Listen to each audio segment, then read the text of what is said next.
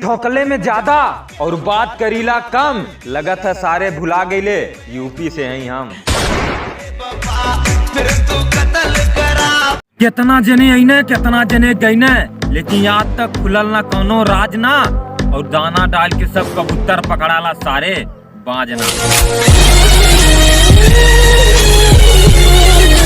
कितना मेहनत काहे ना करबा, तो के सब आगे बढ़ले से रोकिए, और ये आजकल का कुकुर हमें सारे मुंह पे ना पीछे से भौंकिए। कि यहाँ सब जानत है कि हमारे दोस्ती में कितना प्यार है, लेकिन फिर भी हम तो शरीफ है डार्लिंग, तो हमारे यार कलाकार है।